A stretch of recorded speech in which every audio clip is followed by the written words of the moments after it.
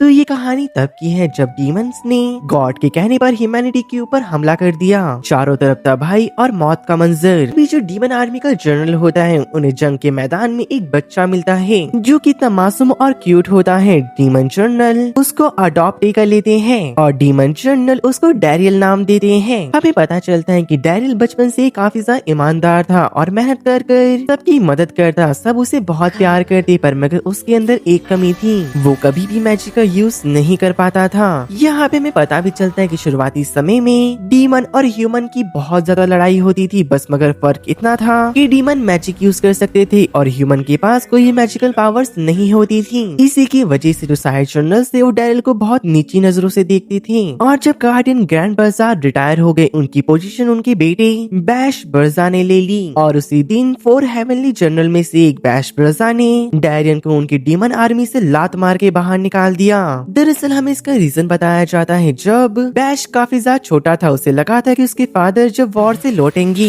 उसके लिए काफी सारी चीजें लेके आएंगे, पर मगर जब वो लौटे वो अपने साथ डैरियल को लेके आए और उसे लगने लगा कि डैरियल की वजह से कभी भी उसके फादर ने उसे प्रायोरिटी नहीं दी और इसी गुस्से के चलते उसने प्रेजेंट में डैरियल को अपनी डीमन आर्मी से बाहर निकाल दिया। और डैरियल डीमन बेस से बाहर निकल रहा था, वो अपने मन में कहता है कि मेरे पास यहाँ के अलावा जाने का कहीं और रास्ता नहीं है, पर मगर मुझे समझ नहीं आता अगर मैं डीमन हूँ तो मैं मैजिक का यूज क्यों नहीं कर सकता। तभी डैरियल के सामने एक और डीमन आते हुए कहता है कि डार्क डीमन डैरियल, आखिर तुम कहाँ जा रहे हो? क्या तुम अपने पेट्रोलिंग पे जा रहे हो? पर मगर तुम्हारे लिए बिना मैजिक के पेट्रोल पे जाना काफी ज्यादा मुश्किल होता होगा ना। डैरियल उसे बताता है कि अब मैं डार्क डीमन डैरियल नहीं रहा, अब बस मैं डैरियल हूँ। ऐसा कहने के बाद वो जंगल में आ चुका था। डैरियल अपने मन में कह रहा होता है कि अब मैं क्या करूँ, मुझे कुछ नहीं आता। मैंने अपनी पूरी जिंदगी के 32 साल डीमन किंग की आर्मी में मन लगा के सर्व करा, अब मैं क्या करूँ? मेरी नई शुरुआत मैं कहाँ से करूँगा? ऐसा कहते हुए उसे बहुत ज्यादा भूख लग रही होती है। अब वो नीचे लेट चुका था। डैरियल के मन में चल रहा होता है, अगर मैं अपनी जिंदगी की नई शुरुआत करने जा रहा हूँ, क्या पता उससे पहले मैं यहीं पे भूख से ना मर जाऊँ। लेकिन तभी उसके बगल में एक जोरदार धमाका हो जाता है। तभी डैरियल की ऊपर से एक लड़की गुजर जाती है, जहाँ पे डैरियल ने उसका सब कुछ देख लिया था और वो अपने मन में कहता है, ओह माय गॉड,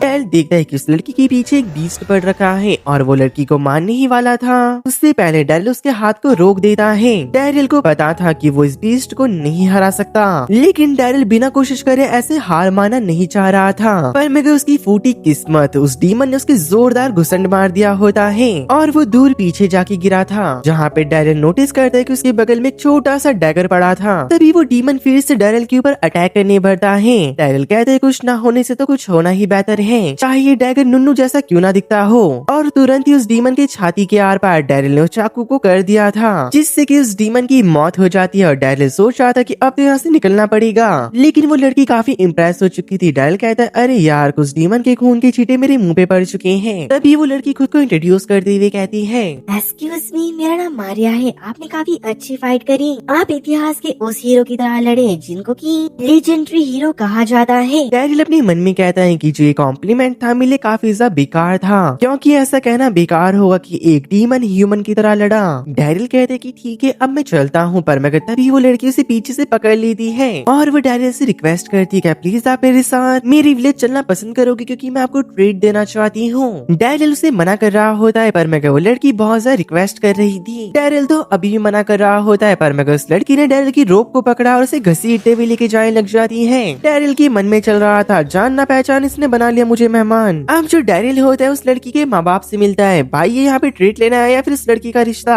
तभी उस लड़की के माता पिता कहने लग जाते हैं, आखिरकार तुम उस जंगल में क्या कर रही थी? डैरियल के मन में चलता, अगर मैंने इन्हें बता दिया कि मैं एक डीमन हूँ तो ये मुझे पकड़ के मार ना दी, क्योंकि मैं डीमन की सीमा को पार करके ह्यूमन कॉन्टिनेंट में आ चुका हूँ। डैरियल बताता है कि दरअसल मेरे छोटे भाई ने मुझे ही मेरे घर से बाहर निकाल दिया। और ये सुनने के बाद सबको बुरा लगता है, स्पेशली मारिया को। वो रोती हुई कहती कि तुम हमारे साथ ही रह लो। मारिका की माँ भी हाँ कर रही होती है और बताती कि तुम डीमन से फाइट भी कर लेते हो, हमारे लिए अच्छा रहेगा। दरअसल जो मारिका के फादर एनविल है वो इस जगह के मेयर हैं और वो कहती हैं कि अगर तुम यहाँ पे रहोगे हमें अच्छा लगेगा। डैरियल के मन में चल रहा था, अगर कोई भी रीजन हो मैं इनके साथ रुका तो इनकी जान को खतरा हो सकता है। डैरियल की नजर पता नहीं कहाँ पड़ जाती है और वो कहता है, जिंदगी के 32 साल मैंने कुंवारे गुजार दिए, तो मेरे को लगता है कि इस विलेज में मुझे रहना ही पड़ेगा। भाई देख रहे हो, डीमन है पर मगर पूरी नजर इसकी कहाँ है। रात को हमें दिखाया जाता है कि डैरिल को काफी दिनों बाद एक नरम बिस्तर मिला होता है सोने के लिए, और उसे अपने कमरे के बाहर से चलने की आवाज आती है, जहाँ पे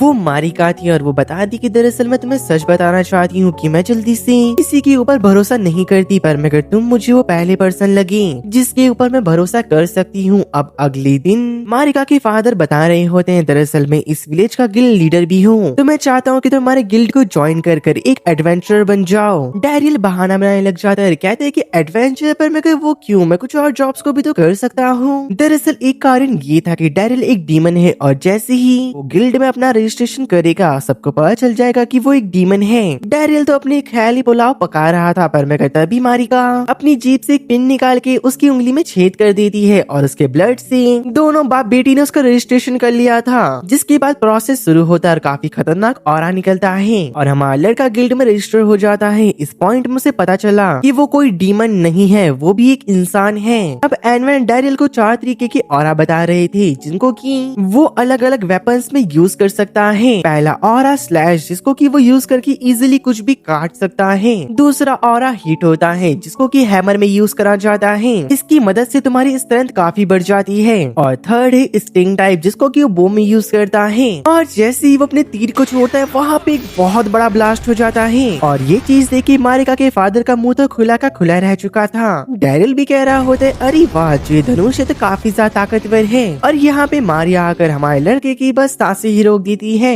भाई साहब, जो अप्रिशिएट करने का तरीका है ये हर एक लड़का डिजर्व करता है। मारिका के फादर को यकीन नहीं हो रहा होता कि कोई इंसान इतना ताकतवर कैसे हो सकता है, और ये सब देख के उसके फादर तो पागल हो चुके थे और कहते हैं ये तो नामुमकिन है। मेरा 30 साल का एडवेंचर करियर इस बंदे ने 2 अटैक के अंदर खत्म कर दिया। डैरिल उनसे माफी मांगता है, पर मैं वो कहती कि अपना मुंह बंद रखो, जाके शील्ड उठाओ, प्रोटेक्ट स्किल का यूज करो। डैरिल शील्ड लेके खड़ा होता है। मारिका के डैड के हाथ में एक काफी बड़ा लोहे का हैमर होता है। डैरिल कहता है, सर आप मुझे मारना तो नहीं चाहते ना? मारिका के फादर उसे एक डेंजर लुक देते हैं और वो समझ चुका था कि आज उसकी मौत पक्की है। जैसे ही मारिका के फादर शील्ड के ऊपर जोरदार हमला करते हैं, डैरिल ने उस लकड़ी की शील्ड में ही अपना डिफेंस एक्टिवेट कर लिया था। मारिका के फादर घिसरते हुए पीछे जाते हैं। डैरिल को यकीन नहीं हो रहा था कि उसने एक लोहे को लकड़ी की शील्ड से तोड़ दिया। अब थोड़ी देर बाद हमें दिखाया जाता है, मारिका के फादर उसे बता रहे होते हैं कि तुम्हारे पास चारों परफेक्ट स्किल हैं। डैरिल कहते हैं, क्या कोई ये रेयर बात है? मारिका के फादर कहते हैं,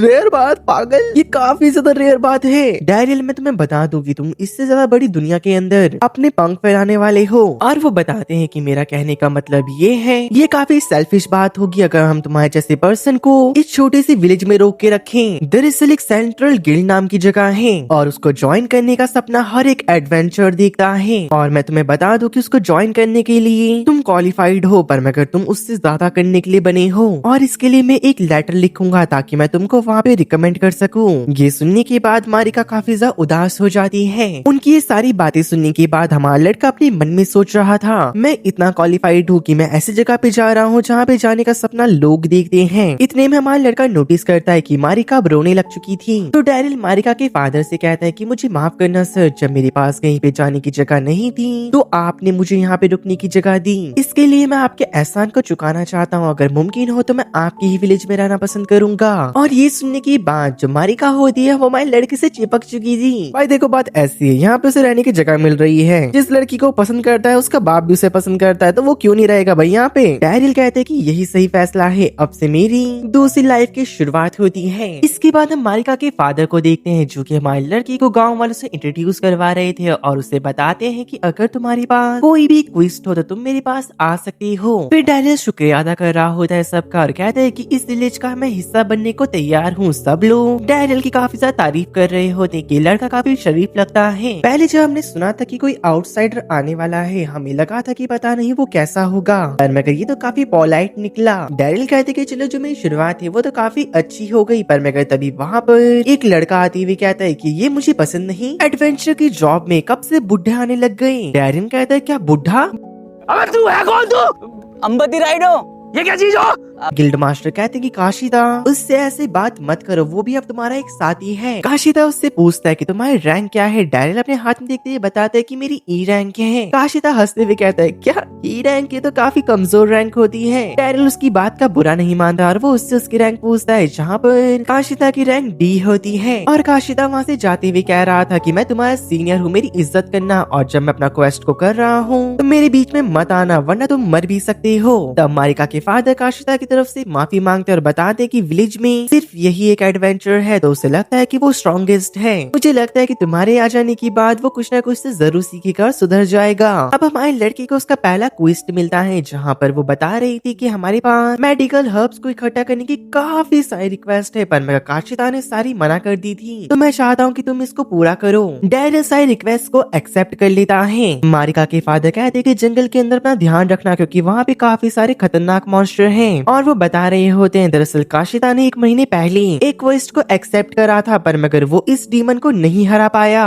और जब वो उसकी फोटो दिखा रहे होते हैं, उसको देखने के बाद मारिका और डैरन काफी शॉक हो चुके थे। मारिका बताती कि फादर ये डीमन तो वही है जिसे मारकर डैरन ने मेरी जान बचाई। ये सुन के उसके फादर शॉक हो जाते हैं। अभी हमें दिखाया जाता है कि जंगल के अंदर कुछ देर तलाश करने के बाद उस मॉन्स्टर की बॉडी उन्हें मिल चुकी होती है, जहाँ पर गिल लीडर काशिदा को सुनाते हुए कहती कि तुमने इतना टाइम ले लिया बकवास करने में, तुम्हारी जॉब को डैरन को पूरा करना पड़ा, उसने उस डीमन को मार गिराया, तुम्हें तो उसका शुक्रिया अदा करना चाहिए। काशिदा काफी शॉक हो चुका था और गुस्से में डैरन का शुक्रिया अदा करता है। डैरन अपने मन में कहता है मुझे पता था इसका जो रिएक्शन होगा ये सेम ऐसा ही होगा। काशिदा गुस्से में वहाँ पे एक डी रैंक के रखे हुए क्वेस्ट को उठाता है और कहता है तुम मेडिकल हर्ब्स को इकट्ठा करने जा रहे हो? अरे काफी अच्छा, चलो हम दोनों मिलके काम करते हैं और मैं तुम्हें यकीन दिलाती हूँ कि हम दोनों अपना बेस्ट देंगे। डैरिल कहते हैं कि मारिका ये जरूरी तो नहीं है कि हम दोनों साथ में जाएं। मारिका कहती कि नहीं ये जरूरी है, क्योंकि तुम अभी अभी हमारे विलेज में आए हो, तुम्हें यहाँ के बारे में कुछ नहीं पता, तो मैं तुम्हें सब सिखाऊंगी। अब वो दोनों आगे बढ़ रहे थे। हमारा लड़का कहते हैं कि मारिका तुम्हें पता है ना,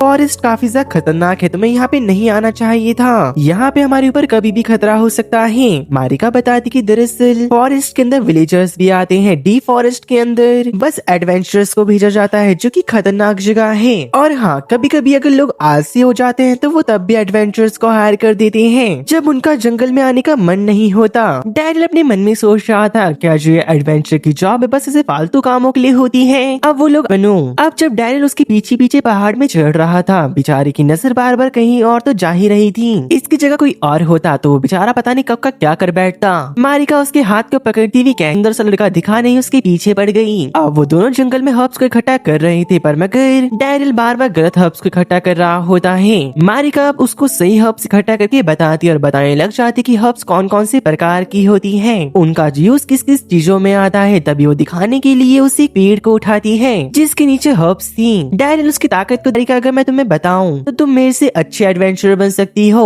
और तुम्हारे पास इतनी स्ट्रेंथ है तो तुम्हें डरने की कोई जरूरत भी नहीं है। मारिका बताती कि दरअसल मुझे फाइट करने से डर लगता है और वो उसे ये भी बताती कि मुझे अब तुम मिस मारिका करके नहीं बुलाओगी, तुम मुझे मेरे पहले नाम से बुलाओ। कब तक तुम मुझे मिस मारिका करते रहोगी? हमारा लड़का जैसे इसके रेडी होता है, मारिका उसे हक कर लेती है। भाई पक्की बात लिख के ले लो, इनके विलेज में लड़कों की कमी होगी तो इसने इस बुड्ढे को पसंद कर लिया। जस्ट किडिंग गाइस, मजाक कर रहा हूँ। तभी जो हमारा लड़का होता है छूटने के लिए कहता है कि तुम्हारे पीछे वही हिरन है और एक्चुअल में वहाँ पे हिरन होता है। और जब वो दोनों से देख रहे थे तो वो उन्हें काफी प्यारा लग रहा होता है। वो कहते कि हमें इसे क्यों मारना है, लेकिन वो हिरन उनके गलतफहमी को दूर कर देता है और एकदम से उनके ऊपर जंप मार के पास में जाके एक चींटी को पकड़ के उसे पेलना शुरू कर देता है। मान लो कि जैसे कि ये दोनों वो कर रहे हो। अब तो इन दोनों ने डिसाइड कर लिया था इन दोनों को तो लपेटना ही होगा। और शाम को जब वो दोनों को मारना था, धीरे धीरे करके दिन बीते हैं, महीने बीते हैं और हमारे लड़के को यहाँ पे रहने की आदत पड़ चुकी थी और अब वो मारिका के साथ रहने में कंफर्टेबल हो चुका था। पर मगर जो कैशियर होता है अब तक उस पे काफी ज्यादा गुस्सा था। बिन मतलब की लड़ाई और गुस्सा निकालना अब तो उसकी आदत बन चुकी थी। यहाँ पे जो मारिका दिया था उसे थोड़ा टाइम दो और हमें उसके नए क्वेस्ट को दिखाया जाता है जो कि एक जायंट सरपेस्ट को मारना था। हमारा लड़का समझ चुका होता है कि उसके लिए मिशन को पूरा करना बहुत मुश्किल है, तो मैं अपनी टांग इसमें जरूर अड़ाऊंगा। जाने से पहले जो उसकी भी गर्लफ्रेंड नहीं बनी पर मैं उसे पसंद करती है, उसके लिए काफी सारा सामान दी थी जिससे किसी कोई दिक्कत ना हो। और जब वो जंगल में आता है तो वहाँ पे तबाही देख के वो समझ चुका था कि यहाँ पे कुछ ना कुछ तो जरूर हुआ है। जो कैशर था तभी इसका डैरिल तो तैयार हो चुका होता है। वो कहता है कि मेरी तलवार तैयार है और खुद को इनहेंस करके रेडी हो चुका होता है फाइट के लिए। पर मगर सरपेंट भी कैशियर का स्वाद लेने के लिए तैयार होता है। गलत वे में मत लेना भाई, उसे खाने की बात कर रहा हूँ। लेकिन तुरंत ही जो कैशियर होता है पीछे घूम के अपने तो साले तो मरा और उसे खाने जा ही रहा था। बीच में हमारा डैरन आ जाता है जो कि सरपेंट की एक कट मार बाय बाय बोल चुकी थी। डैरन अपने मन में कहता है ऐसे कैसे हो सकता है, मैं तो चारों औराओं को मास्टर कर चुका हूँ, मैं हार नहीं मान सकता। तो वो 2TV स्वॉर्ड को पकड़ के चारों एलिमेंट को मिक्स करता है और स्वॉर्ड के टुकड़े को बड़ी जोर से सरपेंट के ऊपर थ्रो कर देता है, जिससे कि सरपेंट को चीर के बाहर निकल जाता है। होना क्या था, सरपेंट के घोड़े लग चुके थे और कैशियर की तुम यार बड़े बेकार इंसान हो यार तुम लोग, चीची कितनी गंदी बातें सोचते हो यार तुम लोग। दूसरी ओर अब जो डैरन होता है वो कैशियर की सर्विस कर रहा होता है। लड़ाई के दौरान उसका इंजन बिगड़ चुका था। कैशियर नोटिस करता है कि अब तक जिस इंसान से मैं इतनी नफरत करता आ रहा था वो इतना अच्छा है और उसकी आंखों में आंसू आ चुके थे। अगले दिन हमें दिखाया जाता है कि जो कैशियर होता है वो हमारी लड़की के पास आते दबा दूं, आप मुझे जो चाहे वो बता सकते हो। अब देखो ट्रेनिंग की बात सुनने के बाद जो हमारा लड़का होता है उसे अपने 4 जनरल्स की याद आ जाती कि वो क्या कर रहे होंगे। जितना जनरल को दिखाया जाता है जिनके लगे पड़े होते हैं, क्योंकि वो ह्यूमंस के साथ जब से डायलर निकला है जितनी भी फाइट उन्होंने करी वो सारी हार चुके हैं और इस चीज का जिम्मेदार वो नए असिस्टेंट्स को बोल रहे होते हैं। ऐसा करते करते 1 2 3 4 और न जाने कितनी असिस्टेंट्स को उन्होंने बाहर निकाल दिया था। तभी उनमें से एक फीमेल डीमन जनरल कहती है कि ऐसा करते हैं डैरियन को वापस अपनी टीम में ले लेते हैं, क्योंकि जब तक वो हमारे साथ था हम हर एक फाइट जीतते आ रहे थे।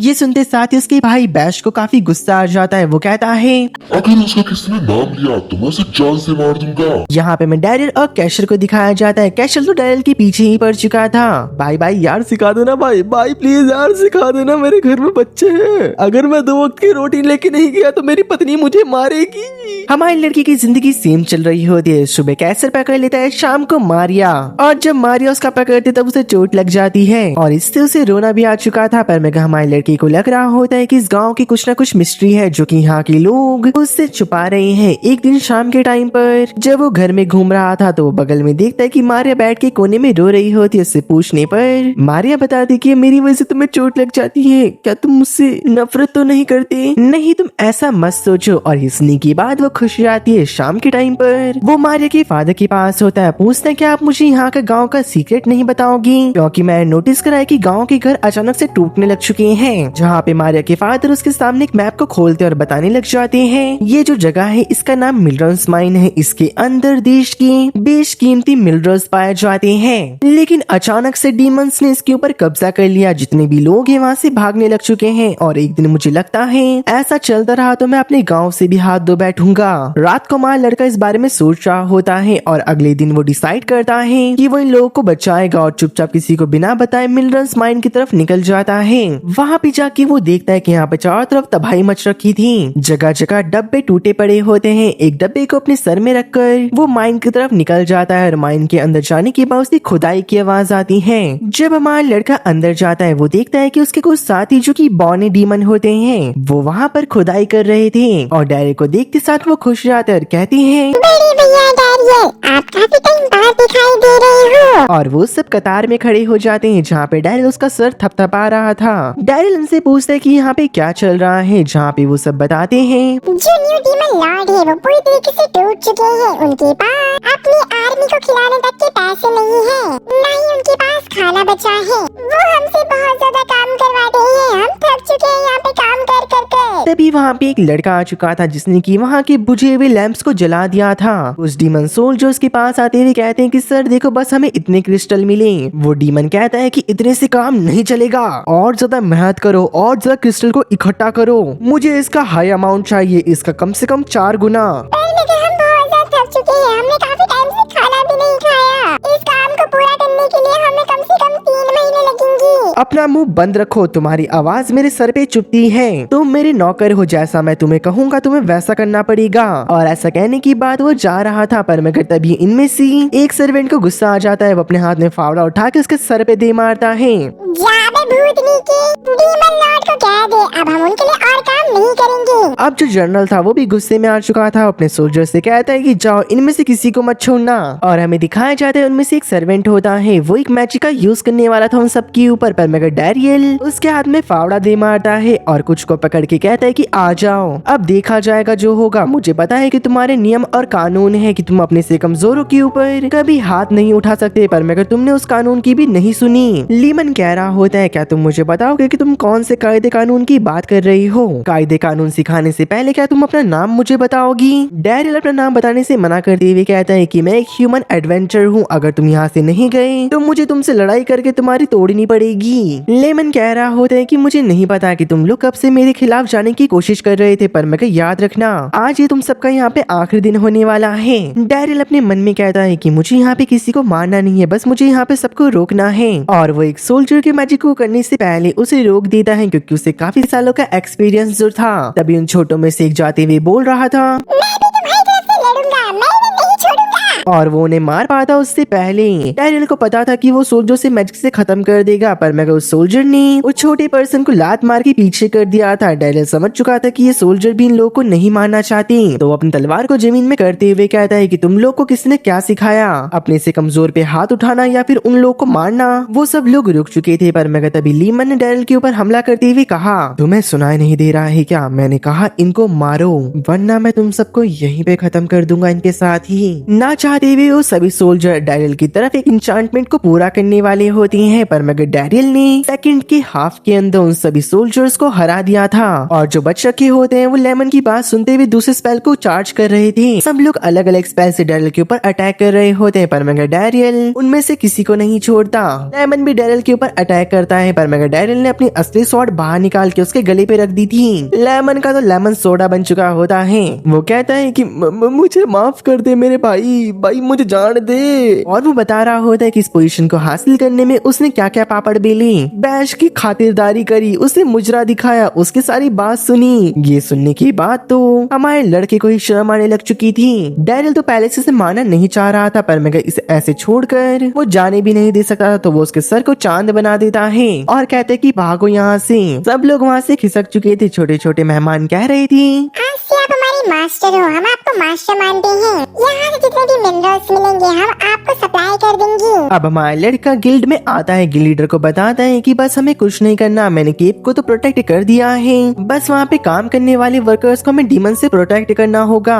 ये सुनने की बात गिल्ड मास्टर शॉक होते हैं, उसका शुक्रिया अदा कर रहे थे। धीरे धीरे कर जो लोग यहाँ से अपने घर छोड़ के चले गए थे अब वो भी वापस आने लग जाते हैं। डैरियल और गिल्ड मास्टर बाहर आके बात कर ही रहे थे, पर मगर वहाँ पर मारिका डैरियल के लिए काफी सारा खाना लेके आ रही थी और उसके पैर हिलने लग चुकी थी और वो नीचे गिरने वाली ही थी, पर मगर डैरियल ने उसे पकड़ लिया था कहीं और ही जगह से। देखो भाई डैरियल को तो मजे आए, पर मगर उससे ज्यादा मारिका को मजे आए थे। उसने डैरियल को जमीन में घसड़ दिया फिर से। दूसरी ओर हमें डीमन किंगडम को वापस दिखाया जाता है, जहाँ पे सेबिटोर बैश के पास आई होती है। दरअसल ये भी 4 जनरल में से एक है और वो बैश से पूछ रही होती कि जॉइंट बॉल किस काम की है, जहाँ पे बैश बताता है कि ये तो मेरी मेहनत का फल है जिससे कि ह्यूमंस के ऊपर मैं राज करूंगा। और उसको वो दिखाने लग जाता है छोटी सी पावर का नमूना, जहाँ पे वो कह रहा था इसको यूज करने के बाद 4 जनरल्स में सबसे टॉप में मैं ही आऊंगा और ऐसा होता रहा तो जल्दी ही मैं डीमन किंग भी बन जाऊंगा। वो पूछती कि भाई पर मगर आप इतने सारे मिथरल्स कहाँ से लेके आ रही हो?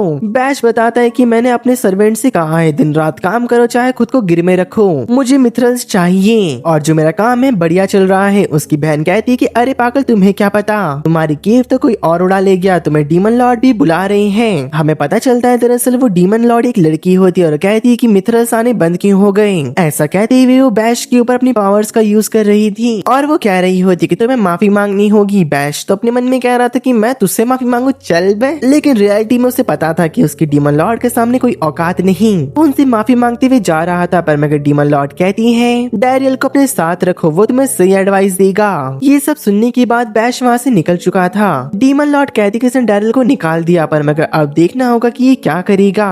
आगे चलते वक्त बैश काफी गुस्सा गुस्से में था क्योंकि डीमन लॉर्ड ने डैरियल की बात करी उसके सामने। दूसरी ओर हमें गांव के सीन को दिखाया जाता है जहाँ पे डैरियल गांव में सबको देख रहा होता है। सब लोग हंस खेल रहे थे। मारिया भी बहुत खुश होती, न जाने कितने साल बाद यहाँ पे इतनी खुशियाँ आई, न जाने कहाँ से। पर मैं मारिका तभी कहती है कि अब हमें बच्चों के बारे में भी सोचना चाहिए। डैरियल कहता है क्या मैंने कुछ गलत सुन लिया या फिर इसने वही बोला जो मैंने सुना। देखो जो मारिका होती है वो भी हमारी लड़की को पसंद करती है और उसे लग रहा था कि ये सही मौका है डैरियल को प्रपोज करने का। और जैसी वो उसे प्रपोज करने ही वाली थी पर मगर तभी उनके सामने से काफी सारे एडवेंचर्स के चिल्लाने की आवाज आ रही होती है और हमें दिखाया जाता है दरअसल कैशर की लड़ाई हो रही होती है पीछे किसी के साथ। डैरियल भी उधर की तरफ जा रहा था, अपने मन में कहते कि मैंने सही सुना, वो वही कह रही थी। पर मगर मैं ऐसा प्रिटेंड करूंगा कि मैंने तो कुछ सुना ही नहीं। तभी जो डैरियल होता है उस एडवेंचर से बात कर रहा था। वो कहता है कि मेरा नाम फिटेबल है और मैं काफी दूर से आया हूँ और मैं तुम्हें अपनी रैंक बता दूं कि मैं डी रैंक का हूँ। हमारा लड़का भी खुद को इंट्रोड्यूस करते हुए कहते हैं कि सर मैं भी डी रैंक का हूँ। लेकिन फिटेबल ने तुरंत ही अपनी औकात दिखा दी थी। वो कहने लग जाता है कि आखिर तुम जैसे गलीज लोग उस माइन के ऊपर कब्जा कैसे कर पाए, तुम तो बहुत कमजोर हो। मुझे समझ नहीं आ रहा मिथरल केव वो भी तुम लोग की बस में, ऐसा तो यार होना नहीं चाहिए था। तो मैं तुम्हें बता दूं कि आज से वो केव हमारी है, तो गलती से भी अपनी कदम वहाँ पे मत रख देना। डैरियल को ये सुन के बुरा लगता है। तभी वो बोलता है कि जिस जायंट सर्पेंट को तुम लोग इतने सालों से ढूंढ रहे हो, मेरे पीछे खड़े हुए इस पर्सन ने उसे 1 मिनट में ढूंढ दिया। तो जो तुम्हारी ये बकवास है हमें सुनने की कोई जरूरत नहीं। ऐसा कहने के बाद डैरियल वहाँ से जा रहा था पर मगर तभी कैशियर कहता है कि रुको रुको रुको, मेरी बात तो सुनो। ये बात सही है कि मैंने उस जायंट सर्पेंट को ढूंढा पर मगर मारा तो डैरियल ने था उसे। फिटेबल ये सुन के शॉक हो चुका था और सारे गांव वाले काफी खुश आते हैं। वो डैरियल को हवा में उड़ाने लग चुके थे। कैशियर ये सारी बात मारिका को बता रहा था। मारिका को गुस्सा आ जाता है। वो कहती है इन लोगों ने मेरे डैरियल को ऐसा कैसे बोला। कैशियर जरा मुझे उनकी लोकेशन बताना, मैं उनके टुकड़े टुकड़े कर दूंगी। डैरियल ने बड़ी मुश्किल से उसे रोका होता है। अब अगले दिन सेल्ड्रिन गिल्ड के अंदर से बेल्टफ्रेड नाम का एक आदमी डैरियल को ढूंढते हुए यहाँ पे आया था। वो उससे रिक्वेस्ट कर रहा होता है कि मैं चाहता हूँ कि तुम सर्वेंट और हमारे बीच में रिलेशनशिप को अच्छा करो और हमारी बात एक दूसरे तक पहुँचाओ। डैरियल उसको अपनी बातों में फंसाने की कोशिश कर रहा था ताकि जो पर्सन है कुछ ना कुछ तो उगल दे। पर मगर वो पर्सन उसे कुछ नहीं बताता।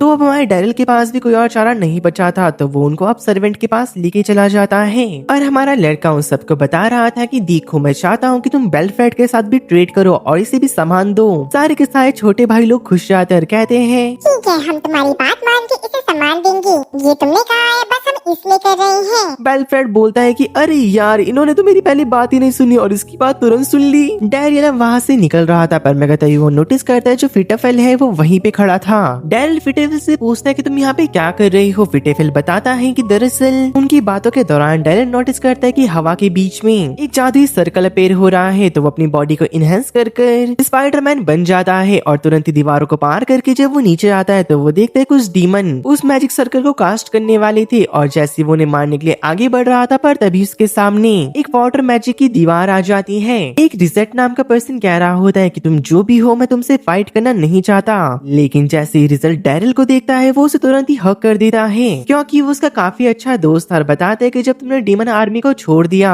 मैंने तुम्हें ढूंढने की बहुत कोशिश करी पर मगर तुम मुझे कहीं नहीं मिली। आखिरकार तुम इतने टाइम से क्या कर रहे थे। तभी हमारा डैरियल से सच बताता है कि वो एक इंसान है और अब वो इंसानों के साथ ही रहता है जहाँ पे अब वो एक एडवेंचर भी बन चुका है। आखिरकार लेकिन तुम यहाँ पे क्या कर रहे हो। रिसेट बताता है कि देखो मैं तुम्हें सच बताऊंगा, डीमन आर्मी जो है वो लगभग खत्म होने के कगार पे पहुंच चुकी है। जो सारे कमांडर है उनके बीच नहीं बन रही है। बेस्ट तो ऐसा बन चुका है जो उसके काम का ही पर्सन हो पर मगर उसे वो पसंद ना आए तो वो उसे भी फायर कर देता है। रिसेट बताता है कि मैं यहाँ पे मिथरल माइन को चेक करने आया था, प्लीज क्या तुम मेरे साथ वापस डीमन किंगडम चलोगी। डैरियल मना करते हुए कहता है कि देखो यहाँ पे अब कुछ लोग हैं जो मुझे पसंद करते हैं और मैं उन्हें बहुत ज्यादा पसंद करता हूँ। रिजल्ट को ये बात पसंद नहीं आती तो वो डैरियल को एक वाटर टोर्नेडो के अंदर फंसा देता है और कहता है कि तुम मेरे साथ चलोगी। तुरंत ही जो डैरियल होता है उसके टोर्नेडो को काटते हुए कहता है कि देखो मेरे पास तुम्हारे लिए एक अच्छा ऑफर है। वो लोग एक मीटिंग कर रहे थे जहाँ पे डैरियल कहता है कि हमें मिथरल्स को बेचना चाहिए और ये बात वो बेल्टफ्रेड को बता रहा था और वो बताता है कि अगर हम इसे बेचते हैं तो डीमंस के साथ हमारे रिलेशनशिप ठीक हो जाएंगे पर अगर जबरदस्ती हम इस केव के ऊपर कब्जा करके रखें तो एक ना एक दिन ऐसा आएगा जब डीमन और हमारे बीच में जरूर बजेगी। दरअसल दरअसल डीमंस को मिथरल की बहुत जरूरत पड़ती है, बस रिजल्ट इतना रहेगा कि जो मिथरल हम रेगुलर प्राइस में बेचते हैं हम उसका 4 गुना डीमन आर्मी को बेचेंगे। रिजल्ट भी इसके लिए मान चुका होता है और बताता है कि हमें मिथरल की बहुत जरूरत है। पर मैं कहते ही फिटेबल कहता है कि जो इंसान का दुश्मन है यानी कि डीमन, हम उसके ऊपर भरोसा कैसे कर सकते हैं। ऐसा कहने के बाद वो रिजल्ट के ऊपर हमला कर देता है, पर मैं हमारी लड़की ने अपनी शील्ड को क्रिएट करके उसे ब्लॉक कर दिया था और वो बताता है कि दरअसल जो तुम ये गुस्सा दिखा रहे हो इससे कुछ नहीं होगा, बस नफरत बढ़ती चली जाएगी। फिटेबल कहता है कि तुम्हें जैसा लगता है तुम वैसा करो, पर मगर जो मुझे लगता है मैं वो करूंगा। बेस्ट फ्रेंड कहता है कि बहुत हो गया, वहीं पे रुक जाओ, बस तुम मेरे एक बॉडीगार्ड हो, उसके अलावा कुछ और नहीं। और तुम्हारे इस ऑफर को मैं एक्सेप्ट करता हूँ। जो डैरिल होता है कुछ देर बाद टाउन में घूम रहा था और वो एक ब्लैक स्मिथ को ढूंढ रहा था, क्योंकि जो मिथरल केव से निकल रहे हैं उन्हें फॉर्ज भी तो करना था। पर मगर जिस ब्लैक स्मिथ के घर में वो जा रहा था वहाँ पे उसे फिटेबल मिलता है और कहता है अरे यार तू यहाँ पे थोड़ा देर से आया, चल अब चुपचाप यहाँ से निकल जा क्योंकि ये जगह मेरी है। वैसे भी तू डी रैंक का है और अब मैं बी रैंक में प्रमोट हो चुका हूँ, तो मुझसे पंगा मत लेना। डैरिल अपने घर वापस आ चुका था। एनुअल उसे बता रहे थे दरअसल जो फिटेबल है वो बेस्ट फ्रेंड का बॉडीगार्ड नहीं रहा, इस वजह से वो थोड़ा चिड़चिड़ा हो रखा है आजकल। तभी जो मारिया होती है भागती हुई आती है, डैरिल को हक कर देती है। डैरिल, मुझे किसी ने छेड़ा, क्या तुम मेरा बदला लोगे? एक बूढ़ा आदमी शहर में आया और उसने मेरे चेस्ट को टच करा। भाई होना क्या था, सुनने की बात मजनू तो फायर अप हो चुका था और वो कहता है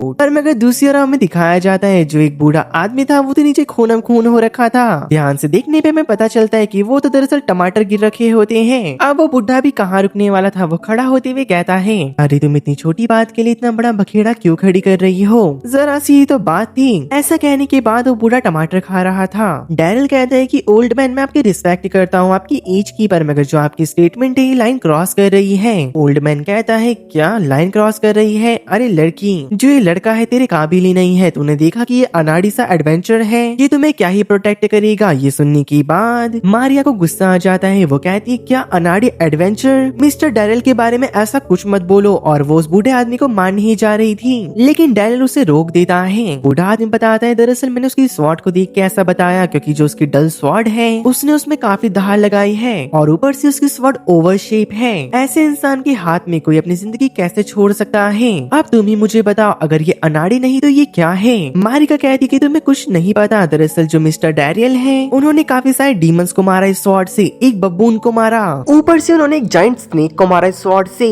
ओल्ड मैन कहते क्या इस स्वॉर्ड से? वो घटिया सी तलवार। और वो बूढ़ा आदमी कहता है कि लड़के अपने हाथ को ऊपर करो, और जिस तरीके से इस बूढ़े ने इसका हाथ पकड़ा है मुझे तो जुजुत्सु काइसन का वो सीन याद आ गया। हम दोनों अगर चाहे तो इस तरह हाथ भी मिला सकते हैं। मुझे नहीं मिलाना।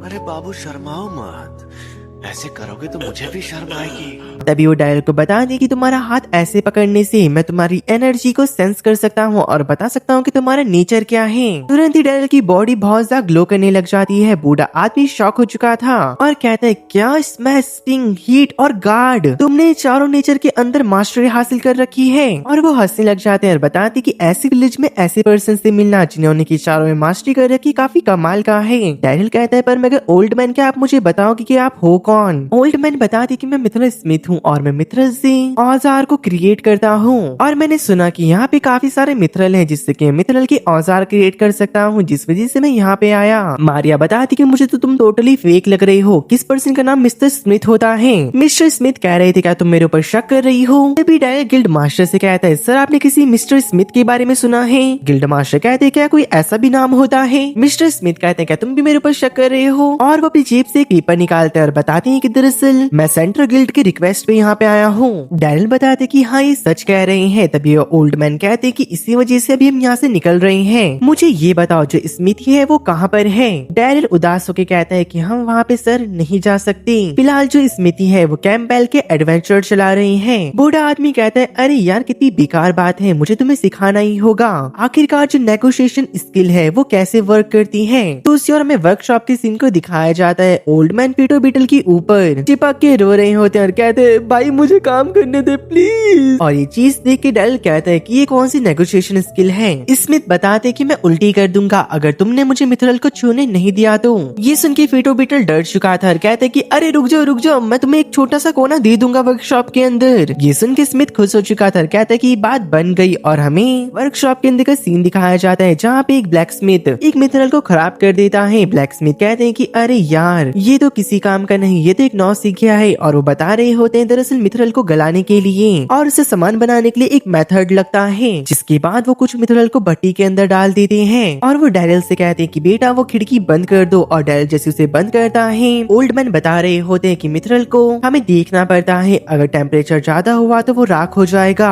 और अगर कम हुआ तो वो ढंग से नहीं गल पाएगा। और वो एक मिथरल को उठाते हैं, बताते हैं कि हमें ऐसा कलर चाहिए। मिथरल को गलाने से पहले हमें उसके प्रेशर पॉइंट को भी देखना होता है। मिथरल के प्रेशर पॉइंट देख के हमें पता चल जाता है कि वो कौन सा स्वॉर्ड या फिर कौन सा वेपन बनने के लिए बन रखा है। और बूढ़ा कहता है कि देखो और सीखो। और तुरंत ही मिथरल के ऊपर हथौड़ा मारने लग जाते हैं जिससे कि रोशनी निकलती है। और थोड़ी देर बाद उन्होंने काफी प्यारी स्वॉर्ड बनाई थी जिसे कि उन्होंने डैरिल को दे दिया था। स्मिथ बताते कि इसके अंदर अपना ऑरा डालो और जैसे डैरिल इसे ट्राई करता है वो ऑरा स्वॉर्ड ने अपने अंदर सोख लिया था। जहाँ पे वो बता रहे होते हैं दरअसल मिथरल वेपन के पास ऑरा पेनिट्रेशन का अलग ही लेवल होता है। हमें दिखाया जाता है डैरिल ने उस तलवार से मक्खन की तरह एक काफी बड़ा पेड़ काट दिया था। ये देख के डैरिल काफी शौक हो जाता है और कहता है कि जो मिथरल स्वॉर्ड है वो तो काफी कमाल की है। लेकिन तुरंत ही वहाँ पे फीटो बीटल आ जाता है जो कि कहता है सर मेरे पहले के बर्ताव के लिए क्या आप मुझे माफ करोगे? मुझे पता लग चुका है कि आप एक काफी कमाल के ब्लैक स्मिथ हो, क्या आप इस कला को मेरे और मेरे दोस्तों को सिखाओगी? तभी वो बूढ़ा आदमी कहता है अजी घंटा, थोड़ी देर पहले तुमने मेरे साथ काफी बदसलूकी करी और वैसे भी नौसिखिया लोगों को मैं कुछ नहीं सिखाता। ऐसा कहने के बाद वो डैरिल के साथ वहाँ से जा रहा था। फीटो बीटल को डैरिल के ऊपर काफी गुस्सा आने लग जाता है। आगे जाने के बाद स्मिथ डैरिल से वो स्वॉर्ड मांगने लग चुका था। डैरिल कहता है कि मुझे लगा तुमने मेरे लिए बनाई। फीटो बीटल कहता है कि बेवकूफ मत बनो, जो ये स्वॉर्ड है तुम्हारे लिए परफेक्ट मैच नहीं है। और वो डैरिल को अपना सपना बताने लग चुके थे। वो बताते हैं कि दरअसल मैं चाहता हूँ मिनरल्स का यूज कर कर मैं इतनी कमाल की चीज बनाऊं, ना तो वो स्वॉर्ड हो, ना ही बो स्पेयर, ना ही कुछ और वेपन, वो एक अलग ही चीज होगी। और जब मैं यहाँ पे आया मैं समझ गया कि मुझे क्या बनाना है, तो तुम मेरा साथ दो। पर मगर डैरिल कह रहा होता है जो फीटो बीटल है अब वो हमें अपनी फॉर्ड और मिनरल्स को नहीं देगा। ओल्ड मैन बता रहे होते हैं दरअसल फॉर्ज का मैंने इंतजाम कर लिया है और आते वक्त फीटो बीटल के वहाँ से मैंने मिनरल्स को भी उठा लिया और हमें उनकी फॉर्ज को दिखाया जाता है। पर मैं कमाल लड़का कह रहा था कि आखिरकार तुमने ये कब करा? ओल्ड मैन बता रहे होते हैं दरअसल ये मेरे डिसाइबल ने करा। ये सुन के डैरिल कहता है कि जो ये फर्नेस से तो मैजिकल है। ओल्ड मैन बताते हैं कि हाँ दरअसल इसको मैंने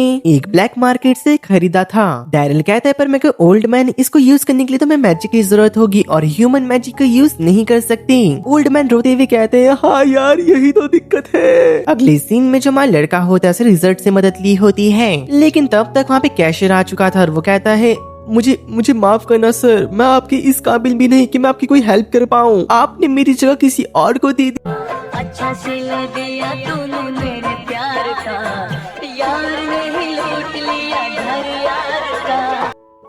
तभी ओल्ड मैन कहते हैं अच्छा ये तुम्हारा डीमन दोस्त है, क्या ये हमारी मदद करेगा? रिजल्ट हाँ करता है। वो कहता है पर मैं आपकी ज्यादा मदद नहीं कर पाऊंगा, सिर्फ मैं आपकी कुछ ही मदद कर सकता हूँ। तभी ओल्ड मैन कहते कि हाँ बस मुझे एक वेपन बनाना है और मैं डैरिल का काफी ज्यादा शुक्रगुजार हूँ। मैं तुम्हें बता दूं कि अगर एक स्मिथ ने मिथरल के ऊपर काम करना शुरू कर दिया तो वापस से वो लोहे पे नहीं आ सकता, क्योंकि जो मिथरल की पीटने की आवाज होती है उससे उन्हें बहुत सुकून मिलता है। और डैरियल तुम्हारा शुक्रिया अदा करने के लिए वो स्पेशल वेपन मैं तुम्हारे लिए बनाऊंगा, एक ऐसा वेपन जो कि तुम्हें सूट करे और वो वेपन काफी ज्यादा ऑसम होगा जो कि तुम्हारे चारों एबिलिटी के ऊपर सूट करे। अब थोड़ी देर बाद जो रिजल्ट होता है उसने मैजिक से फर्नेस को चालू कर दिया था। ओल्ड मैन डैरिल को कहते कि यहाँ पे खड़े होकर मेरा मुंह क्या देख रही हो, जाके ड्रिंक्स लेके आओ। डैरिल भी ड्रिंक्स को लेने जा ही रहा था पर मगर तब तक वहाँ पे फीटो बीटल आ चुका था और वो डैरिल से कहता है कि 1 मिनट में साथ चलूं। और जंगल में आ जाने के बाद फीटो बीटल डैरिल से पूछ रहा था क्या तुम्हें विलेज पसंद है। डैरिल को समझ नहीं आता कि उसका कहने का मतलब क्या है। पीटो बीटल बताता है, मुझे लगता है कि तुमने अब तक रियलाइज नहीं करा पर मैं जो ये विलेज है तुम्हें बेवकूफ बना रहा है। अगर मैं तुम्हें समझाऊं तो दरअसल जो मिथरल माइन है तुमने उसे अपने कब्जे में करा था और जिसका सारा प्रॉफिट है वो लक्स विलेज को मिलना चाहिए था, लेकिन कोई और भी है जो कि इसको हड़पना चाहता है और वो है सेंट्रल गिल्ड। डैरिल को समझ नहीं आ रहा होता कि वो कहना क्या चाहता है। पीटो बीटल बताता है, क्या तुम मेरे साथ मेरी फोर्सेस को ज्वाइन करना चाहते हो? इस समय पे जो ये विलेज है काफी ज्यादा कमजोर है पर मैं कैंपेल टाउन अगर तुम्हारे साथ होगा तो तुम लड़ाई में आराम से जीत सकते हो। डैरिल उसके ऑफर को रिजेक्ट करते हुए कहता है कि तुमने मेरे करीबियों को चोट पहुंचाई, तुम्हें मेरी चिंता करने की जरूरत नहीं, अगर मेरे साथ कुछ हुआ तो ग्लैडली मैं उसे एक्सेप्ट कर लूंगा। ये सुनने के बाद पीटो बीटल अपने ग्लव को निकालता है, डैरिल के ऊपर फेंक देता है और कहता है कि इसे उठा के मुझे दो।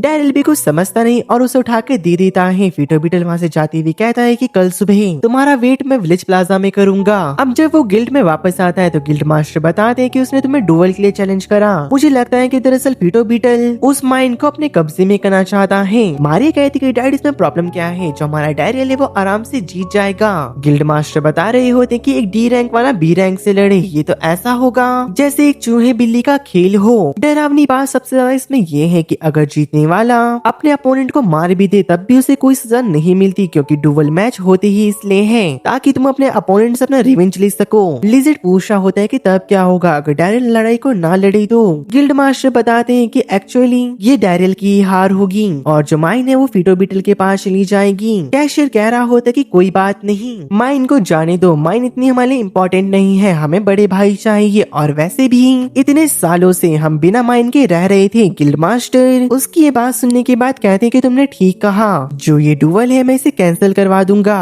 डैरियल मना कर रहा होता है कि आप ऐसा कुछ नहीं करोगे, पर मगर तभी वहाँ पे ओल्ड मैन आते हुए बताते हैं कि डैरियल मेरे साथ बाहर चलो, मैं तुम्हें सिखाऊंगा कि आखिरकार मिथरल वेपन को कैसे यूज करना चाहता है। अब थोड़ी देर बाद जो डैरियल होता है अपनी प्रैक्टिस कर रहा था, मारिया उसके पास आती हुई चाय लेके आती है और कहती कि थोड़ा रेस्ट कर लो। डैरियल रेस्ट करता है और मारिका पूछ रही होती क्या आप सच में लड़ोगी? डैरियल हाँ करता है और वो बताता है कि मैं खुश हूँ कि मेरे जैसे के लिए जिसके पास अपना घर भी नहीं है उसके लिए सब लोग चिंता कर रहे हैं, तो मैंने डिसाइड कर लिया है मैं लड़ूंगा। मारिका कहती कि ठीक है, तो कल मैं आपके लिए स्ट्यू बनाऊंगी जो आपका फेवरेट है, तो बस मैं इतना चाहती हूँ कि आप कल जिंदा वापस आना। डैरियल कहता है कि मैं प्रॉमिस करता हूँ। मारिका वहाँ से जाते हुए कहती तो फिर ठीक है, तो मैं स्ट्यू बनाने की तैयारी करती हूँ। अगले दिन हमें डैरियल के प्रैक्टिस को दिखाया जाता है जो कि काफी अच्छी करी होती है उसने। सब लोग डुअल को देखने के लिए आ रखे थे। यहाँ पे जो पीटो बीटल होता है उसने अपने मिथरल्स के वेपन बनाए थे और वो कह रहा होता है कि डैरियल मुझे पता है कि तुमने ही मिथरल्स के वेपन बनाए होंगे, तो मुझे दिखाओ जरा। और डैरियल अपने एक चाकू को बाहर निकालता है। ये देखने के बाद पीटो बीटल हंस रहा था, क्या वो बुढ़ा तुम्हारे लिए बस यही बना पाया? कितनी शर्म की बात है। तभी गिल्ड मास्टर रूल को बता रहे होते हैं कि अगर एक जना सरेंडर कर देता है तो लड़ाई वहीं पे रुक जाएगी या फिर कोई लड़ने की हालत में नहीं बचता तो, और अगर मुझे लगा कि यहाँ पे कुछ ठीक नहीं चल रहा है तो लड़ाई को मैं खुद रोक दूंगा। डैरियल अपने मन में कह रहा था मुझे इस लड़ाई को जीतना होगा वरना वो सारे विलेजर वापस से रोड पे आ जाएंगी और उन नन्हे सर्वेंट्स को भी काफी ज्यादा काम करना पड़ेगा। मुझे अपने लिए नहीं पर मगर उन सब के लिए मुझे जीतना होगा। लड़ाई शुरू होती है पर मगर पीटो बीटल कह रहा था कि अगर अभी भी तुम अपना वेपन चेंज करना चाहते हो तो तुम्हारे पास मौका है, लेकिन अचानक से डैरियल ने उसके कंधे का आर्मर तोड़ दिया था। पीटो बीटल कहते कि ये क्या था? डैरियल कहता है कि अगर तुम मेरा अटैक नहीं देख पाए तो सरेंडर कर दो, मैं तुम्हें मौका दे रहा हूँ। पीटो बीटल उसके ऊपर अटैक करने के लिए आगे बढ़ रहा था पर मगर डैरियल ने उसके ऊपर अपने ब्लेड को लंबा करके अटैक कर दिया। पीटो बीटल डैरियल के ऊपर कूद के अटैक करता है। डैरियल ने अपने डैगर से उसे रोक दिया था और जैसे ही वो अपने डैगर से थोड़ा जोर लगाता है पीटो बीटल की मिथरल स्वॉर्ड टूटने लग जाती है। फिर डैरियल उसकी शील्ड के ऊपर हमला करता है और वो भी 2 हिस्सों में कट चुकी थी। कैशियर मारिका काफी शॉक हो चुकी थी। कैशियर कहता है कि वो दोनों तो मिथरल से बन रखे हैं, पर मैं ऐसा कैसे? मारिका बताती तुमने ठीक कहा, पर मगर डैरियल के स्वॉर्ड देख के लगता है ज्यादा ताकतवर है। ओल्ड मैन बताते हैं ऐसा तो होना ही था क्योंकि वो स्वॉर्ड मैंने बनाई है। मेरी हर्बल स्वॉर्ड हर किसी मिथरल से काफी ज्यादा ताकतवर है और अगर उसके अंदर ऑरा डाला जाए तो अपना शेप भी बदल सकती है। और वैसे डैरियल ने चारों ऑरा को मास्टर कर रखा है तो उसके लिए आसानी होगी बहुत ज्यादा। तुरंत ही डैरियल ने उसकी स्वॉर्ड को चकनाचूर कर दिया होता है। गिल्ड मास्टर पीटो बीटल कह रहे होते हैं अगर तुम्हारे पास वेपन है तो उसे भी बाहर निकाल दो वरना मैं इस लड़ाई को यहीं पे रोक रहा हूँ। पीटो बीटल गुस्से में कहता है किसने कहा कि तुम इस लड़ाई को रोक सकते हो, और वो अपने पास से एक काफी बड़ी तलवार को बाहर निकाल देता है। डैरियल भी देख के शॉक हो जाता है, क्या इतनी बड़ी स्वॉर्ड वो मिथरल की? पीटो बीटल गुस्से में कहता है मैं तुम्हें यहीं पे खत्म कर दूंगा, तुमने वो काम करे जो तुम्हें नहीं करना चाहिए था, तुमने मेरे काम के बीच में टांग अड़ाई, मेरी जॉब तुमने छीन ली। डैरिल कहता है कि अब कुछ नहीं हो सकता और वो अपने मिथरल वेपन को एक हंटर में बदल देता है और कहता है कि इस लड़ाई को मैं यहीं पे खत्म करता हूँ। फिटो बीटल उसके पास आती हुई कहता है इसने कहा लड़ाई यहीं पे खत्म होती है, पर मगर डैरिल ने उस हंटर से अटैक करा जिससे इतना जोरदार धमाका होता है कि फिटो बीटल दूर जाके गिरता है और कैशियर काफी खुश हो चुका था, बड़े भाई जीत गई। डैरिल जैसे बेहोशों के पीछे गिरने वाला था तब तक वहाँ पे मारिका आके उसे संभाल लेती है। डैरिल कहता है कि देखो मैं जीत गया और मैंने तुमसे प्रॉमिस करा था कि मैं जिंदा वापस आऊंगा। दूसरी ओर जो बेस्टफेल्ड होता है वो फिटोबेल की तरफ से हमारे डैरिल से माफी मांग रहा था। हमारा लड़का कहता है कि देखो मुझे कोई दिक्कत नहीं है, हमारी लड़ाई हुई पर मगर हम दोनों ठीक है, बस मगर जितने घर टूटे और जिन जिन का नुकसान हुआ मैं चाहता हूँ बस तुम उससे रीपे कर देना। बेलफेल्ड कह रहा होता है कि तुम सेंट्रल गिल्ड के अंदर आ जाओ, तुम्हारा काफी फायदा होगा। मारिका ये सुन के काफी उदास हो जाती है। अगली सीन में हमारा लड़का हॉट स्टीम ले रहा था और कहता है कि अगर मैं सेंट्रल गिल्ड के अंदर चला गया तो मैं अपने असली माँ बाप को ढूंढ सकता हूँ। लेकिन यहाँ पे हमारी लड़की को पता ही नहीं चलता कब सोनार का गेट खुला और मारिका उसके बगल में आकर बैठ गई और उसका गलती से हाथ कहीं और पड़ जाता है। जब वो देखता है कि वो मारिका है वो तो डर चुका था, उसे लग रहा था कि अब बस ये उसका आखिरी दिन है, पर मगर मारिका कहती कोई बात नहीं, मैं तुम्हारे पर पूरा भरोसा करती हूँ, बस हल्का ही तो टच हुआ था। वैसे भी मैं चाहती हूँ कि जो हमारे सारे मोमेंट है मैं तुम्हारे साथ बिताऊं क्योंकि अब तुम जाने वाली हो। तुम जब से इस विलेज में आए हो हर एक आदमी खुश है, हमारा शहर मरते मरते बचा। डैरिल समझ जाता है कि मारिका उदास है और वो कहते हैं कि जो तुम्हारे चेहरे पे मुस्कान है झूठी है, चिंता मत करो मैं कहीं नहीं जा रहा हूँ। वैसे मैं इस ऑफर को रिजेक्ट करने वाला था। मारिका पूछती पर मैं क्यों? डैरिल बताते जब मेरे पास खाने के लिए खाना नहीं था, रहने के लिए छत नहीं थी, तब तुम्हारी विलेज ने मुझे सहारा दिया और अब जब मेरे पास ये दोनों चीजें हैं तो मैं इन्हें कैसे छोड़ सकता हूँ। इसके अलावा मेरे पास थर्ड चीज भी है, वो हो तुम। मारिका सुन के रोने लग जाती है और हमारी लड़की ने उसके गाल को टच कर लिया था और आगे क्या हुआ था ये तुम दूसरी वीडियो में देखना। अरे मजाक कर रहा हूँ, यही रुको यही दिखाऊंगा भाई। अगले सीन में हमें दिखाया जाता है जो बैश होता अपने फादर से मिलने जा रहा था तो वो आसमान में नोटिस करते एक जाइंट फायर बॉल को। ये देख के वो शॉक हो जाता है। बैश कह रहा होता है फादर, दरअसल जाइंट बॉल उसके फादर ने ही बनाई थी और वो कह रही होते हैं कि ह्यूमन के साथ फाइट के दौरान जो मुझे चोट आई थी वो धीरे धीरे करके हील हो रही है। मैंने सोचा तो मैं अपने बच्चों के साथ खाना क्यों ना खाऊं आज के दिन। अब वो दोनों बैठ के खाना खा रहे होते हैं जहाँ पे उसके फादर कह रहे होते तुम्हें पता है मैंने रिटायरमेंट क्यों लिया? क्योंकि मुझे तुम्हारे ऊपर भरोसा था कि तुम टॉप में बैठोगे जरूर अगर तुम्हारे साथ डैरियल है तो। जब तक डैरियल तुम्हारे साथ है मुझे कोई भी चिंता नहीं, पर मैं बेटा एक बात बताओ मुझे डैरियल खाना खाने क्यों नहीं आया? अब भाई देख ये तो बात है वो अपने बाप को बता नहीं सकता कि मैंने आपके लाइव औलाद को बाहर फेंक दिया, तो वो बहाने बना रहा होता है डैरियल यहाँ है वहाँ है एक्सेट्रा वैक्सेट्रा। पर मगर तभी उसके बाप ने टेबल उठा के बैश के मुंह पे मार दिया था। उसके घोड़े लग चुके होते हैं और उसके फादर कह रहे थे तुझे क्या लगा, मुझे पता नहीं था कि तूने उसे बाहर निकाल दिया। तेरी भलाई इसमें है, जाके अपने भाई को ढूंढ के ला। अगर तू उसे वापस नहीं लाया बेटा तू तो मेरे हाथ से मरेगा। बैश वहाँ से गुस्से में जा रहा होता है और वो कहता है कि जब भी अगर वो मुझे मिल गया तो मैं उसे अपने हाथ से मार दूंगा और खुद भी मर जाऊंगा। अगले दिन एरिका की मॉम एरिका को ढूंढ रही होती है पर मगर वो उन्हें कहीं नहीं मिलती। भाई देख भाई माँ भी चंट है, वो समझ गई होती है बेटा और बेटी तो कुछ कर रहे होंगे पक्का। और जब हमारा लड़का अपने रूम से बाहर आता है बेचारे को इतनी कमजोरी हो चुकी थी वो तो सीढ़ियों में ही गिर चुका था और वो कहता है एरिका के फादर कह रहे होते अरे बेटे क्या हो गया, तुम इतने कमजोर कैसे हो गए, तुम नीचे गिर गई। अरे यार इसे दूध पिलाओ, इसे कुछ तो खिलाओ। अब वो लोग खाने खा रहे होते हैं पर मैं कुछ ऐसे सवाल आ रहे थे जिससे कि वो दोनों डरने लग जाते हैं और वो कहते हैं कहीं इन्हें पता तो नहीं चल गया। अब हमें दिखाया जाता है जो हमारा लड़का होता है मारिका की मॉम की मदद कर रहा था। उसकी मॉम उसके पास आती हुई कहती है क्या हुआ बता तो। मुझे यकीन है कि तुम मारिका के साथ ऐसे ही खुश रहोगी। अब हमें पता चलता है कि हमारा लड़का कन्फेस करने जा रहा था उसकी मॉम से, पर मगर पीछे से मारिका के फादर आ जाते हैं और वो कहते हैं कि बेटा जरा इधर आना, मुझे तुझसे कुछ बात करनी है। हाथ में कुल्हाड़ी, बाप गुस्से में बेचारे की तो फटके हाथ में आ जाती है। पर मगर हमें पता चलता है मारिका के फादर से कुछ कहने वाले थे पर मगर हमारी लड़की को लग रहा था अंकल जी कुछ कहे उससे पहले मैं ही कह देता हूँ। दोनों साथ में कहते हैं क्या तुम यहाँ की मेयर बनोगी? मुझे माफ करना मैंने आपकी बेटी के साथ वो कर दिया है। क्या कर दिया तूने मेरी बेटी के साथ? अरे कुछ नहीं। क्या आप मुझे यहाँ का मेयर बनाना चाहते? पर मैं ऐसा क्यों? वो बता रहे होते हैं दरअसल मिथरल माइन को तुमने अपने अंडर में लिया है, तुम्हारी वजह से हमारा गांव काफी प्रसिद्ध हो गया, अब लोग इसे जानते हैं और जितना ये हमारा घर है उतना ही ये तुम्हारा घर भी है। उनकी सारी बातें सुनने के बाद हमारा लड़का कहता है कि ठीक है तो मैं अपनी शर्त रखता हूँ, मैं चाहता हूँ प्लीज सर क्या आप अपनी बेटी की शादी मेरे से करोगी? वो पहली पर्सन है जिसने कि मुझे मेरे घर से निकालने के बाद अपनाया। मैं आपको वादा करता हूँ कभी उसकी आंखों में आंसू नहीं आएंगे। साला झूठ बोल रहा है, अभी भी रो रही देख वो। ऐसा कहने के बाद वो मारिका के पास जाता है, उससे पूछता है क्या मारिका तुम मुझे शादी करोगी? मारिका तो भाई कंट्रोल ही नहीं कर पाती। वो उसके पास भागते हुए जाती है, गेट टूटता है पर मगर इस बार वो दोनों जमीन की जगह आसमान में होते हैं और वही सारी बातें जिसके साथ जिएंगे साथ मरेंगे और हम दोनों रहेंगे। मारिका कहती हम दो नहीं हम 3 होने वाले हैं। देखो भाई पिछली रात जो हुआ इससे अब ये 3 हो जाएंगे। अब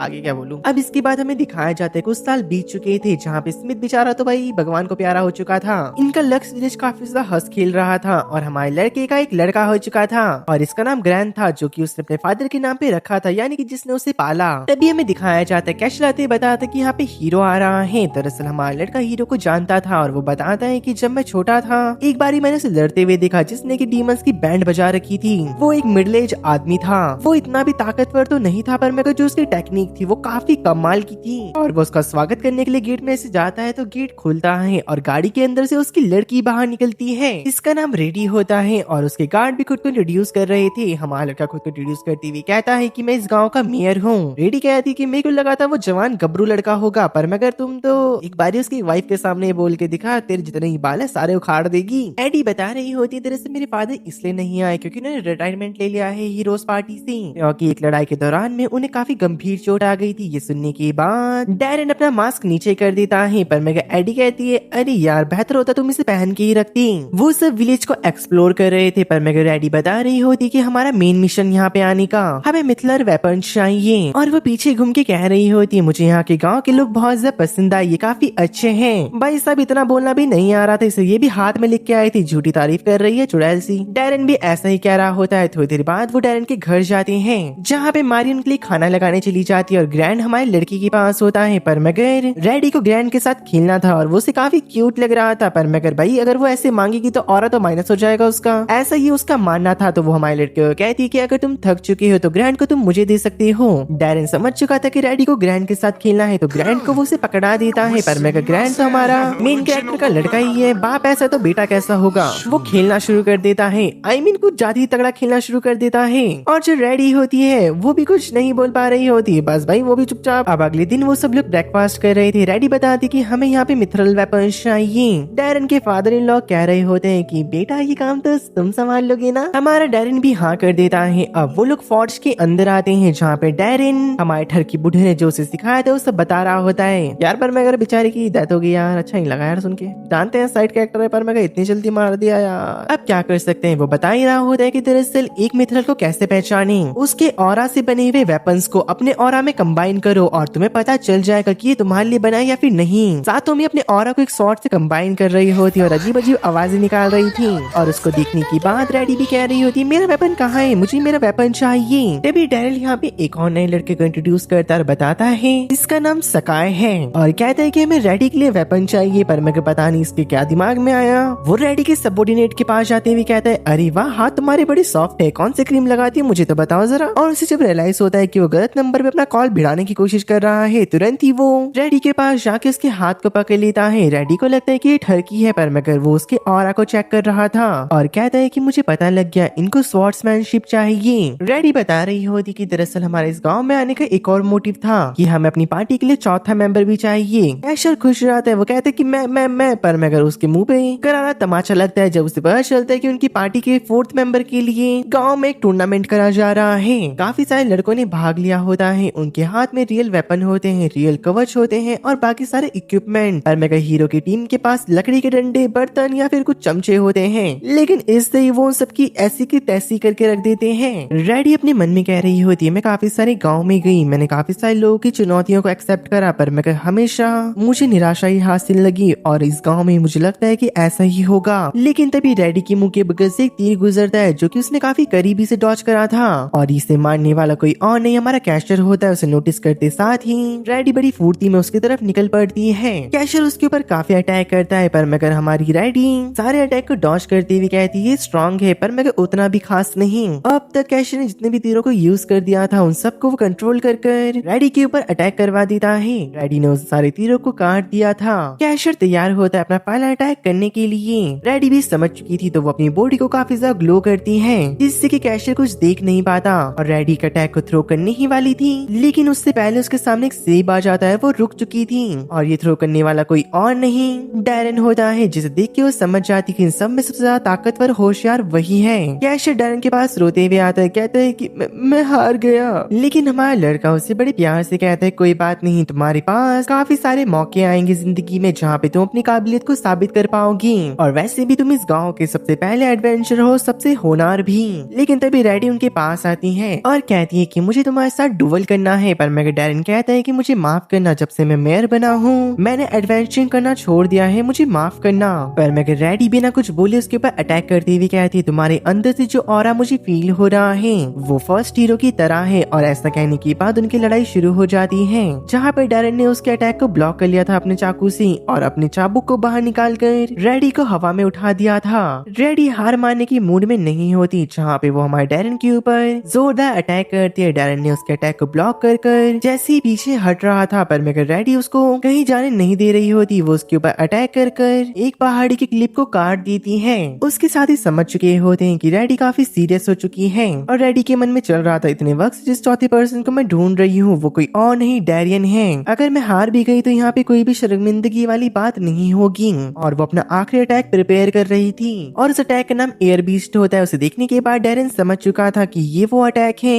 जो कि लास्ट हीरो ने डीमन किंग के ऊपर करा था। और जैसे ही रेडी उस अटैक को थ्रो करती है, हमारे लड़के ने उस अटैक को एनालाइज कर लिया था और सेम अटैक उस अटैक के ऊपर भी मारता है। काफी ज्यादा धूल उड़ती है और जब छटती है रेडी कहती कि प्लीज हमारी टीम को ज्वाइन कर लो। पर मगर हमारा लड़का मना करते हुए कहता है कि नहीं, मैंने एडवेंचरिंग करना छोड़ दिया है। अब वो अपने बच्चे को रात को दूध पिला रहा था। रेडी उसके पीछे आते हुए कहती कि तुम मना क्यों कर रहे हो। डैरन बताता है कि दरअसल मैं अपनी फैमिली के साथ रहना चाहता हूँ और जो मेरा छोटा सा बच्चा है मुझे इसे बड़े होते हुए देखना है। रेडी अगर डैरन को नहीं जानती होती तो वो इस पे यकीन कर लेती, पर मगर वो कहती कि नहीं, तुम झूठ बोल रहे हो, मैं तब तक ट्राई करूंगी जब तक तुम हाँ ना बोल दो। डैरन अपने मन में कहता है, डोरॉय ये वो रीजन है जिसकी वजह से मैं फाइट करना नहीं चाहता।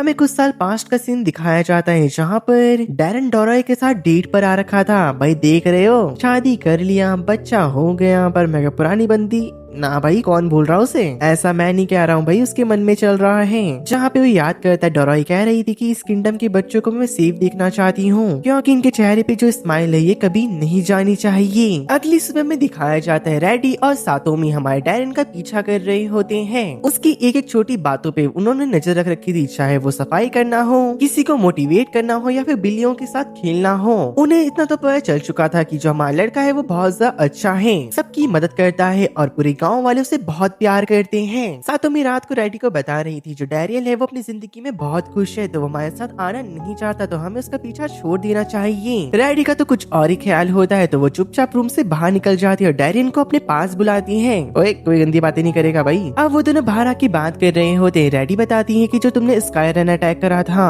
वो पूरा सिमिलर था फर्स्ट हीरो के अटैक से। डैरियन कहता है कि मुझे उस अटैक के बारे में नहीं पता था, बस मैं तुम्हें करते हुए देखा और मैं सीख गया। रेडी तुरंत उसके गले पे स्वॉर्ड रख देती है और कहती कि तुम इतने ताकतवर कैसे हो, जो ये तुम्हारी ताकत है ह्यूमंस की लिमिट को चैलेंज करती है, और तुरंत ही उसके ऊपर अटैक कर देती है। हमारे लड़के ने उसके अटैक को डॉज कर दिया था और उनकी लड़ाई चल रही होती है, जहाँ पे रेडी कहती कि तुम एक कायर हो, तुम्हें पता है ना तुम्हारा ऑरा इतना ताकतवर है, पर मगर तुम भाग रहे हो। डैरियन बताता है कि मैं कोई कायर नहीं हूँ, बस मैं नहीं चाहता कि ह्यूमन और डीमन की फाइट हो। काफी टाइम से सब कुछ शांत चल रहा है, तो इस शांति को मैं बनाए रखना चाहता हूँ। अगर जो ह्यूमन है वो भी अपनी तरफ से फाइट करना छोड़ दे तो ह्यूमन और डीमन की अपनी अपनी दुनिया है, उसमें वो दोनों शांत रह सकते हैं। रेडी समझ चुकी थी कि डैरन का दिल बहुत बड़ा है, वो नहीं चाहता कि वो किसी के साथ फाइट करे, और जो एक्सपेक्टेशन को यहाँ पे लेके आई थी डैरन उसे फुलफिल नहीं करता, सिवाय उसकी पावर को लेकर। वो डैरन को बता रही होती कि मैं यहाँ पे खाली हाथ तो नहीं जाने वाली, मैं चाहती हूँ कि डैरन तुम मेरे मास्टर बन जाओ और प्लीज जो तुमको आता है तुम मेरे को सिखाओ। डैरन इसके लिए राजी हो चुका था।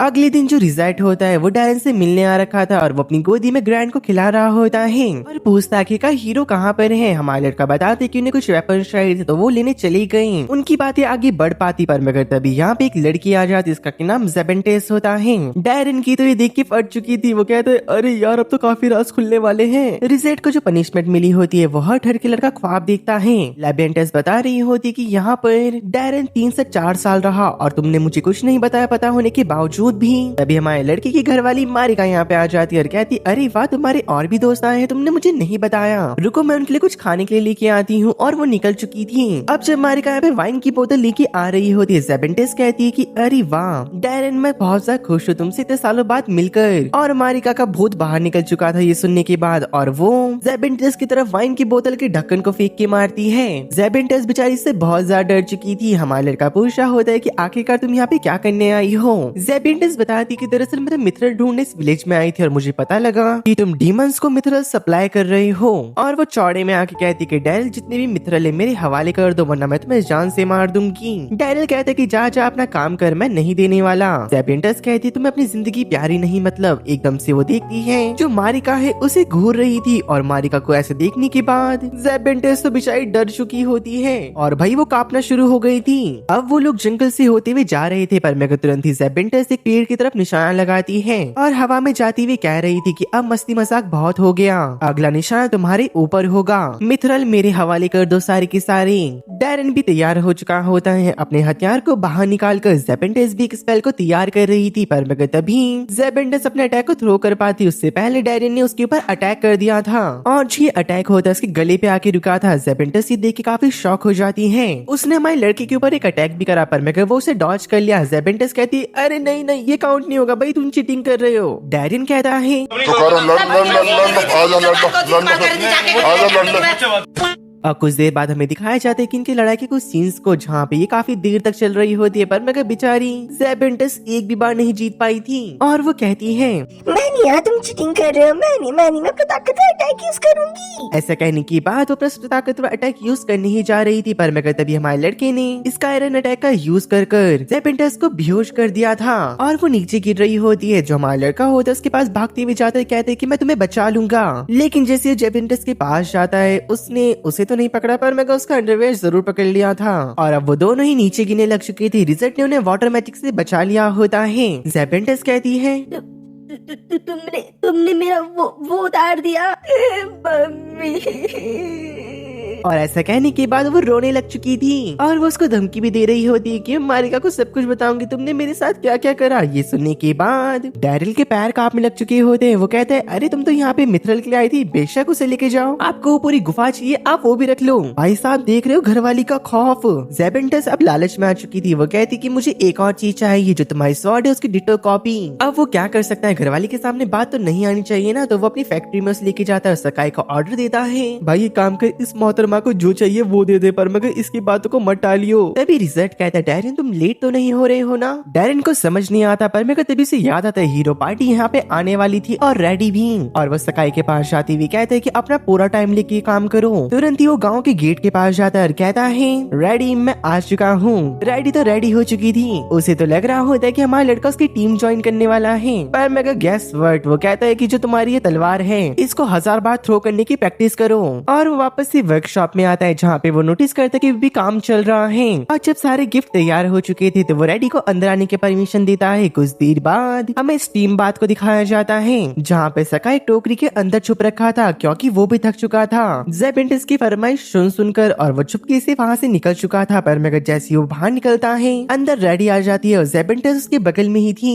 तुरंत ही दोनों की टावल नीचे हो जाती है फेस की, और एक दूसरे को देख लेते हैं। बाहर से हमारा लड़का उनकी बातें सुन रहा था। वो कहता है कि इन दोनों की लड़ाई हो इससे पहले मुझे इन्हें रोकना होगा। और जैसे वो गेट खोल के अंदर जाता है, भाई ये लड़ाई रोकने गया था, पर मगर इसने कुछ और ही पकड़ लिया। भाई देख रहे हो उसकी घरवाली है, उसके बावजूद भी ये ऐसी हरकतें कर रहा है। होना क्या था, मुंह पे दोनों लड़कियों का झापड़ पड़ जाता है जोर से। शाम के टाइम पे उसके दोनों गाल सूज रखे थे। मारिका भी गुस्से में होती है। वो कहती कि हनी रात को बात करते हैं। भाई के यहाँ से चारों तरफ से फील्डिंग सेट है। ज़ेबेंटेस और रेडी भी कह रहे होते अगर तुमने हमें फिर से हाथ लगाया तुम्हारा हाथ पैर और तुम्हारा लप्पू का पप्पू भी गायब कर देंगी। और मैं तुरंत रेडी उससे पूछ रही होती कि मुझे एक बात बताओ, आखिरकार तुम डीमन जनरल के साथ क्या कर रहे हो। हमारा लड़का उसे बताता है कि मैं एक ह्यूमन हूँ, पर मगर मुझे पाला डीमंस ने है। और मारिका बता रही होती कि इन्होंने ठीक कहा, जब इन्होंने मुझे प्रपोज करा था इन्होंने मुझे उसी दिन अपने बारे में सब कुछ बताया था मेरी मॉम डैड के सामने, लेकिन फिर भी तब मैंने उन्हें एक्सेप्ट करा क्योंकि मैं उनसे प्यार करती थी। और यहाँ पे सुनने के बाद डैडी कह रही होती पर मगर एक डीमन का इस विलेज में रुकना क्या सही रहेगा। मारिका कहती कि मुझे और मेरे गाँव वालों को कोई प्रॉब्लम नहीं, तो हमें तो चलेगा, बाकी तुम्हें जो करना है खाना खाने की बात कर लेना। लेकिन वो दोनों सुनने कहाँ वाली थी, वो तुरंत भागते हुए जाते हैं वेपन फैक्ट्री के अंदर और पूरी रात उन्होंने सकाई से काम कराया और अपने अपने मनपसंद वेपन बनाए। सकाई बेचारे के तो घोड़े लग रखे थे और अब इन दोनों की फाइट शुरू हो जाती है। गाइस आपने यहाँ तक वीडियो देखी तो मुझे कमेंट में जरूर बताना कि वीडियो कैसी लगी। वीडियो पसंद आए तो लाइक कमेंट शेयर और चैनल को सब्सक्राइब जरूर करना। और वैसे इसका पार्ट 2 जल्दी ही आएगा। बाकी मैं मिलता हूँ आपसे अगली वीडियो के साथ, तब तक के लिए बाय बाय मेरे दोस्तों और सायोनारा गाइस।